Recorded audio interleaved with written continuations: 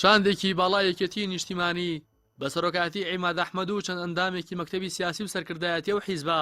سەردانی ئەنجومەنی سیاسی کۆمەڵی ئیسلامیان کردو لەلایەن محەممەد حەکیم کارگێڕی ئەنجومەنی سیاسی و ڕێبوار حەمەد ئەندامی ئەنجومەنی سیاسی و فاروق عەلی و قادر ساڵح ئەندامانی سەرکردایەتی و فەخرەدین قادر سکرتێری پێشووی پەرلەمانی کوردستان پێشوازیان لێکرا لە کۆبوونەوەکەدا دۆخیێرێم و عێراق و ناوچەکە و پەیوەندیە دووقۆڵەکانی نێوان کۆمەڵ و یەکێتی تاوتوێ کراون. کۆبوونەوە کەشمان بەگشتی تەبان قسەکردن و هەم لەسەر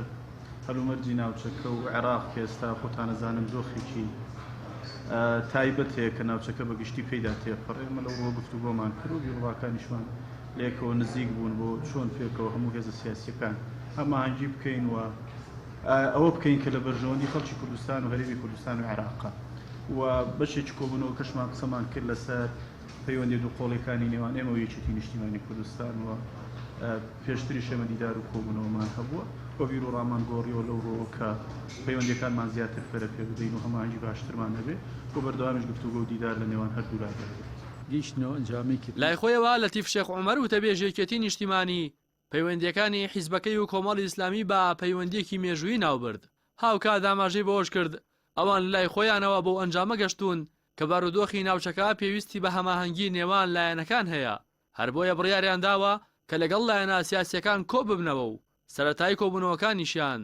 لە کۆمەڵی ئیسلامیەوە دەست پێ کردووە. ئێمە لە لێکۆڵنەوەمان و قسەوباز لەسەر بەردۆخی عێراق کوردستان ناوچەکە گەیشتنەوە ئەنجامەی کە پێویستمان بۆیە کە لەگەڵ برایانی کۆمەڵی ئیسلامیە و دیارە لەگەڵ هێزەکانی تریشا کە دواتر سەردانیانەکەین و قساکەین بواری هەماهەنگی هاوکاری و کارکردنی هاوبەش فراوانترکەین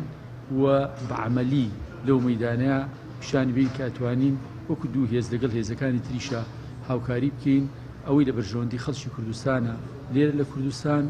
و لە بەغا و ناوچەکەش جێبجێ بکەین و پێهەستین بە ڕاشکاوی قسەمان لەسەر پەیوەندیەکانی خۆمان و پەیوەندی هەردوو لامان لەگەڵ هێزەکانی کە و لەگەڵ هێزە عێراقیان و ناوچەکەش کرد و ئەوش ئەزانین کە پەیوەندی ئێمە لەگەڵ کۆمەڵی ئیسلامیە پەیوەندیشی مێژوویە و زۆر خۆشی و ناخۆشیمان بەیەکەوە بەسەر بردووە و خاڵی هاوبەش لە دید و بۆ چوونمانە بەرامبەر بە مەسەلەکانی چواردەورمان زۆرە و توانین پێکەوە ئیشی باش لە پێناوی میلەتەکەمان لە پێناوی بەرژەوەندی میلەتەکەمانە بکەین.